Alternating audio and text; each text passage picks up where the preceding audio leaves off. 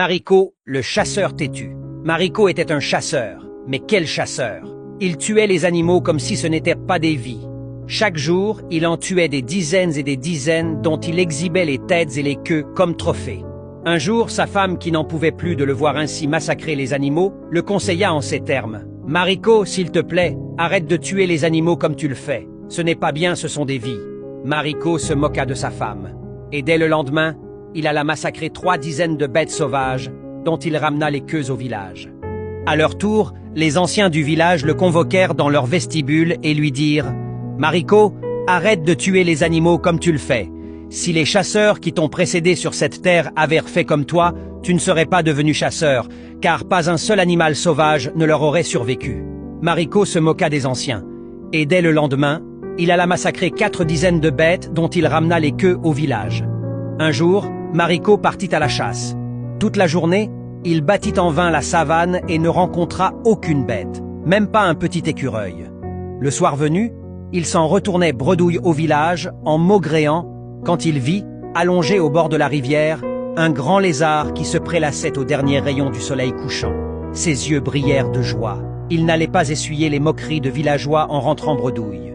Il pointa son arme sur le lézard et allait tirer quand celui-ci, se mettant debout comme un homme, il chanta « Ne me tue pas, Mariko, ne me tue pas, je ne suis pas un lézard ordinaire.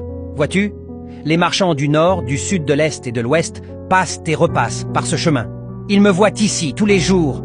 Ils ne m'ont pas tué parce que ils savent que je ne suis pas un lézard comme les autres. » Mariko lui répondit en éclatant de rire « Vieux lézard, même si tu chantes toutes les chansons de ton répertoire, moi, je vais te tuer. » Et pan!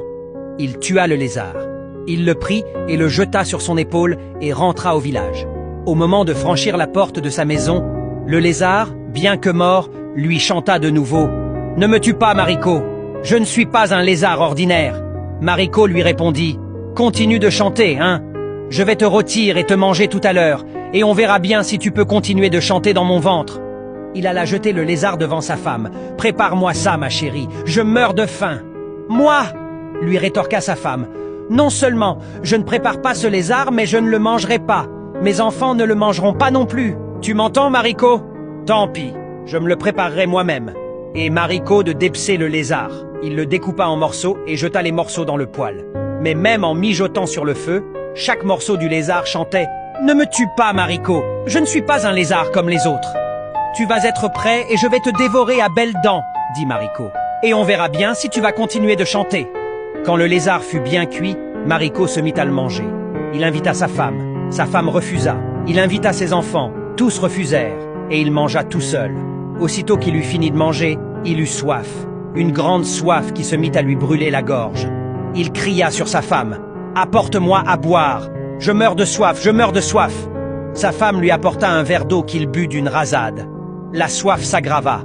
Il cria sur ses enfants « Apportez-moi de l'eau, je meurs de soif, je meurs de soif !» Chaque enfant lui apporta une cruche d'eau. Il les avala d'une traite.